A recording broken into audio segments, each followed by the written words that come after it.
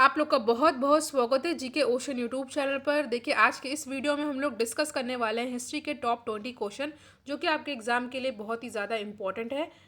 और ये क्वेश्चन ऐसे हैं जो कि एग्जाम में कई बार पूछे गए हैं, तो आपको सभी क्वेश्चन को अच्छे से याद कर लेना है। एडिशनल फैक्ट भी मैं आपको बताती चलूँगी, जिससे आपका रिवाइज भी होता जाएगा। वीडियो को पूरा देखिएगा। लास्ट में आपसे एक इंपॉर्टेंट क्वेश्चन पूछूंगी, जिसका आंसर आपको कमेंट सेक्शन में देना है। तो आज का हमारा पहला मोस्ट इंपॉर्टेंट क्वेश्चन है, मुगल काल में पुलिस बल के मुखिया को क्या कहा जाता था? कोतवाल, दरोगा, फौजदार या सूबेदार? तो यहाँ पे हमारा सही आंसर हो जाएगा कोतवाल। देखिए, मुगल काल में पुलिस बल के मुखिया को कोतवाल कहा जाता था और उनकी नियुक्ति जो है नगरीय क्षेत्रों में की जाती थी। सूबेदार या सूबे ये प्रांत के प्रशासन का सर्वोच्च अधिकारी होते थे। तो यहाँ पे ऑप्शन नंबर आपका जो है ए हो जाएगा करेक्ट आंसर।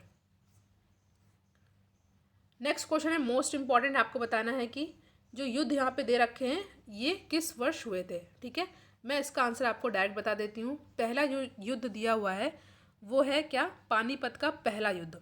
तो पानीपत का पहला युद्ध हुआ था, ये हुआ था 1526 में। ठीक है, इसके बाद पूछा गया प्लासी का युद्ध, तो ये हुआ था 1757 में। हल्दी घाटी का युद्ध, तो ये हुआ था आपका 1565 में।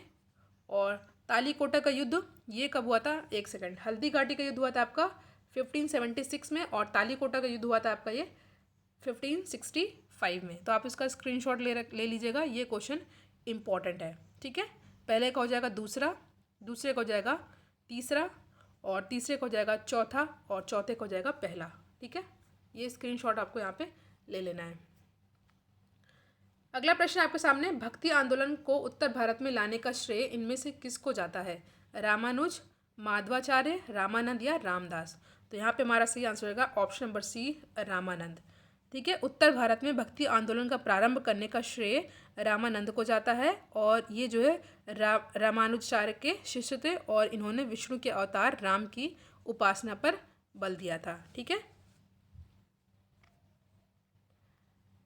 नेक्स्ट क्वेश्चन है आपके सामने, किस सिख गुरु ने आदि ग्रंथ संकलित किया? गुरु अंगद, गुरु रामदास, गुरु अर्जुन देव या गुरु हर राय? मोस्ट इंपॉर्टेंट क्वेश्चन है, तो यहाँ हो जाएगा गुरु अर्जुन देव। ठीक है, देखिए, गुरु ग्रंथ साहब अथवा आदि ग्रंथ का संकलन जो है सिख गुरु के 5वें गुरु अर्जुन देव ने किया था। ठीक है, और गुरु अर्जुन देव ने अमृतसर में हर मंदिर साहब की नींव भी रखवाई थी। तो आपको याद करना इंपॉर्टेंट है ये। अगले प्रश्न पर हम लोग आते हैं, वास्को डिगामा किस वर्ष कालीकट में उतरा? तो ये उतरे थे 1498 में। ठीक है, पुर्तगाली थे ये। पुर्तगाली नाविक वास्को डिगामा 20 मई 1498 को मालाबार के कालीकट यानी केरल के तट पर पहुंचे थे। वहाँ के शासक जमोरिन ने उनका स्वागत किया था और 1502 ईस्वी में वो पुनः भारत आए थे और 1524 ईस्वी में वह तीसरी बार भारत की यात्रा पर आया था। ठीक है, इतना आपको याद कर लेना है। अभी डिस्कस किया था हमने प्लासी का युद्ध कब लड़ा गया था, इसका आंसर आप कमेंट सेक्शन दीजिए। दूसरा क्वेश्चन ही हमने डिस्कस किया था, तो इसको आप लोग ज़रूर अटेम्प्ट कीजिएगा कि प्लासी का युद्ध कब लड़ा गया था। अगला प्रश्न है, ब्रिटिश शासन को भारत से उखाड़ फेंकने के लिए इनमें से किसने फ्रांसीसियों की मदद मांगी थी? तो यहाँ पे हमारा सही आंसर होगा टीपू सुल्तान ने। ठीक है, देखिए, ब्रिटिश शासन को भारत से उखाड़ फेंकने के लिए टीपू सुल्तान ने फ्रांसीसियों से मदद मांगी थी।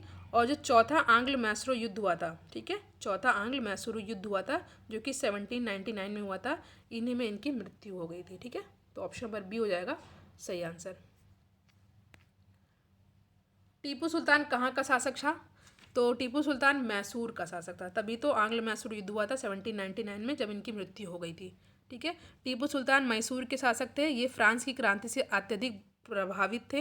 इन्होंने श्रीरंगपट्टन को अपनी राजधानी बनाया था और जैकोबियन क्लब की स्थापना भी इन्होंने अपनी राजधानी में कराई थी। ठीक है, मोस्ट इंपॉर्टेंट क्वेश्चन, सिविल सेवा किसके शासनकाल में प्रारंभ की गई थी? Lord Canning, Lord Curzon, Lord Cornwallis या लॉर्ड डलहौजी? तो यहाँ पे हमारा सही आंसर होगा लॉर्ड कॉर्नवालिस।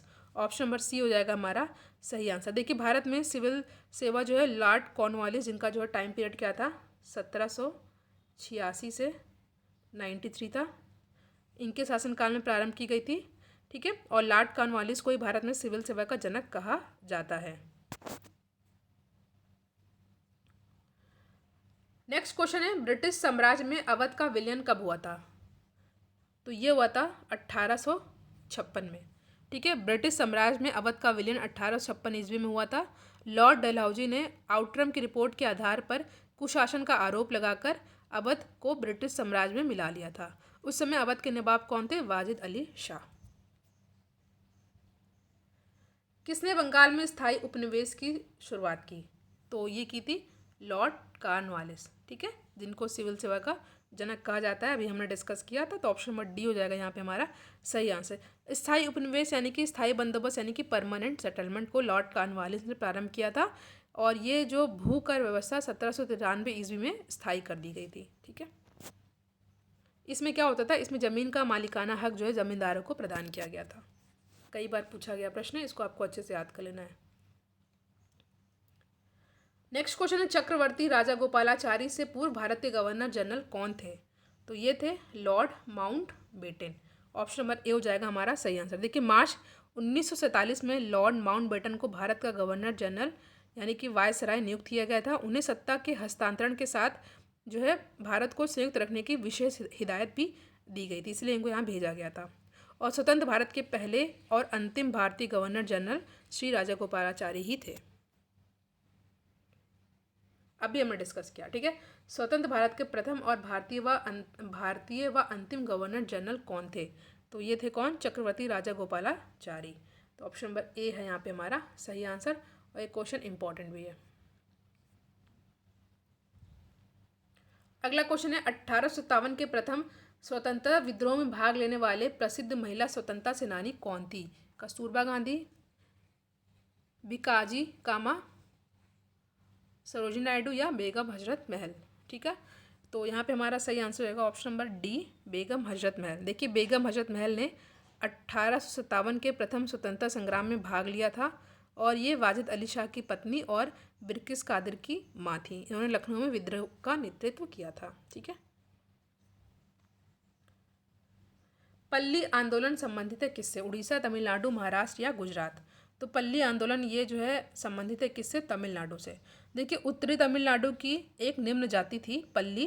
पल्ली के व्यक्ति 1871 ईस्वी में स्वयं को क्षत्रिय वर्ग में रखने लगे थे, और वे अपने को बनिया कुल क्षत्रिय कहने लगे थे, और ये विधवा पुनर्विवाह का निषेध जैसे उच्च जाति की रीति रिवाज का अनुसरण भी करने लगे थे।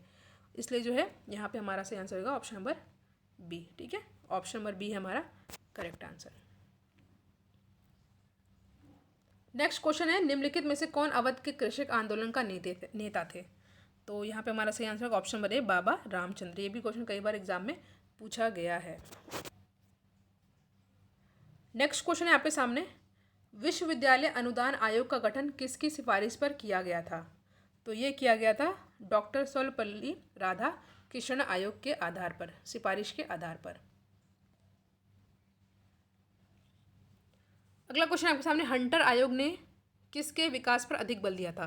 प्राथमिक शिक्षा, माध्यमिक शिक्षा, स्त्री शिक्षा या तकनीकी शिक्षा? तो यहाँ पे हमारा सही आंसर रहेगा, बहुत इंपॉर्टेंट है, प्राथमिक शिक्षा। देखिए, 1854 के वुड डिस्पैच के बाद शिक्षा के क्षेत्र में प्रगति की समीक्षा करने के लिए 1882 में डब्ल्यू हंटर की अध्यक्षता में एक आयोग नियुक्त किया गया था, और ये जो आयोग था ये प्राथमिक और माध्यमिक शिक्षा की समीक्षा तक सीमित था। ठीक है, तो यहाँ पे हमारा सही आंसर रहेगा ऑप्शन नंबर ए, प्राथमिक शिक्षा की विकास पर अधिक बल दिया गया था हंटर आयोग पे। ठीक है, क्वेश्चन है, किसने 1962 में इंदु प्रकाश का प्रकाशन किया? देखिए, इंदु प्रकाश एक आंग्ल मराठी पत्र था जिसका प्रकाशन साप्ताहिक तौर पर किया जाता था। 1861 ईस्वी में इसे गोपाल हरि देशमुख ने स्थापित किया था। ठीक है, तो यहाँ पे अकॉर्डिंग टू यहाँ पे जो ऑप्शन है, कोई भी आंसर हमारा सही नहीं होगा, क्योंकि इसका प्रकाशन किसने किया था? इसने किया था गोपाल हरि देशमुख ने। ठीक है, तो यहाँ पे ऑप्शन नंबर दिया नहीं, तो आपको अच्छे से इसको याद कर लेना है। नेक्स्ट क्वेश्चन है, निम्नांकित में से स्वतंत्र समाचार पत्र पत्रिका के संस्थापक कौन थे? तो ये थे मोतीलाल नेहरू। देखिए, स्वतंत्र यानी इंडिपेंडेंट समाचार पत्र पत्रिका के संस्थापक मोतीलाल नेहरू थे। इन्होंने इसका संपादन वर्ष 1919 में अंग्रेजी भाषा में किया था। इसका आंसर आपको कमेंट सेक्शन में देना है। वेदों की ओर चलो नारा किसने दिया था? बहुत ही इजी क्वेश्चन है। राजा राम मोहन राय, विवेकानंद, दयानंद सरस्वती या रामकृष्ण परमहंस? इसका आंसर आपको कमेंट सेक्शन में देना है। वेदों की ओर चलो का नारा किसने दिया था? ठीक है, तो यहाँ हमने हिस्ट्री के बहुत ही इंपॉर्टेंट टॉप 20 क्वेश्चन को डिस्कस किया जो कि आपके एग्ज़ाम के लिए इम्पॉर्टेंट है। Thank you.